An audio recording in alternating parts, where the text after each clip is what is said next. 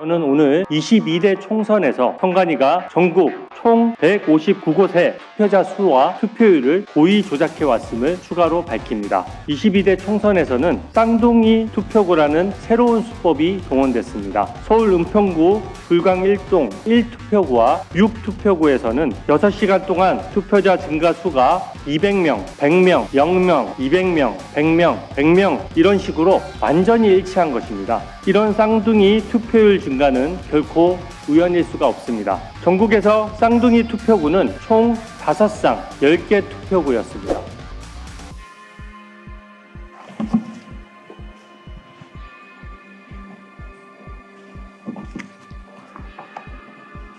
선관위 국정조사 특위 주진우 위원입니다.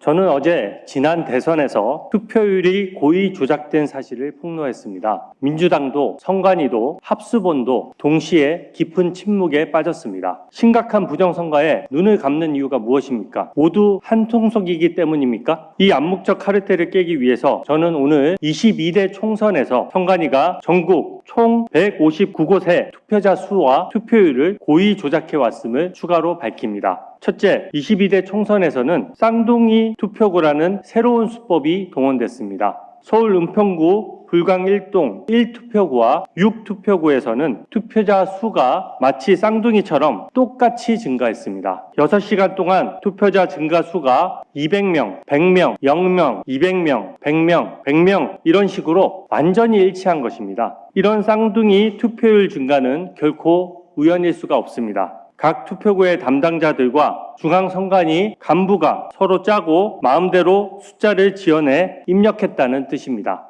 전국에서 쌍둥이 투표구는 총 5쌍 10개 투표구였습니다. 선관위 직원 개인의 일탈이 아니라 여러 명이 공모한 조직 범죄임이 드러난 것입니다. 둘째, 국민의 눈을 감쪽같이 속이기 위해서 숫자를 들쑥날쑥하게 조작하기도 했습니다. 같은 숫자가 반복되면 들킬까봐 그렇게 한 것입니다. 예를 들어 서울 하계 1동에서는 투표자 수를 매 시간대별로 150명, 200명, 150명, 200명, 150명 등 숫자를 번갈아 가며 조작을 했습니다. 노년 1동에서도 160명, 120명, 160명, 120명, 또 160명으로 숫자를 번갈아 가며 눈속임한 것이 발견됩니다. 일정 패턴을 반복하면서 투표자 수를 고의로 허위 입력한 사례가 총 9곳에 이릅니다. 셋째, 지난 지선과 대선에 있었던 고의 조작 사례가 22대 총선에서도 140곳에서나 추가로 발견되었습니다. 선관위가 매번 선거 때마다 반복적으로 범행해 왔다는 것이 입증됐습니다. 서울 관악구 성현동에서는 10번 연속 100명씩 투표했다고 기재했고, 대전 산내동에서는 오전 11시부터 오후 4시까지 무려 5시간 동안 매 시간 2명씩만 투표했다고 썼습니다. 말이 됩니까? 투표자 수가 멈춘 곳은 부지기수입니다. 이제 더 이상 그 누구도 부실선거라고 강변할 수 없게 되었습니다. 다음과 같이 강력히 요구합니다. 첫째, 쌍둥이 투표율 허위 입력이 있었다는 것은 어떠한 조작도 가능하다는 뜻입니다.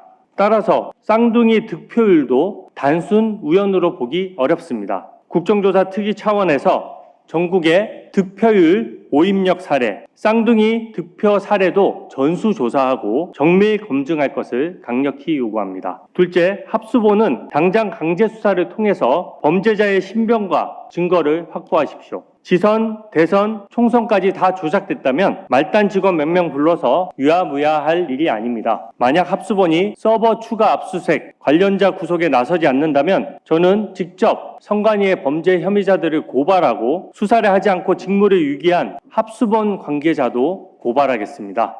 마지막으로 민주당은 특검 발족과 성역 없는 국정조사에 적극 협조하십시오. 지난 총선에서 민주당은 절대 다수석을 얻어서 검찰 보안수사권 폐지 등 지금도 폭주하고 있습니다. 지난 대선에서 권력을 틀어진 이재명 대통령도 자신의 재판을 취소시키는데 여념이 없습니다. 대선과 총선에서 자행했던 선관위의 부정과 비리에 민주당이 눈을 감고 선관위를 감싼다면 국민의 엄정한 심판과 저항에 직면하게 될 것입니다.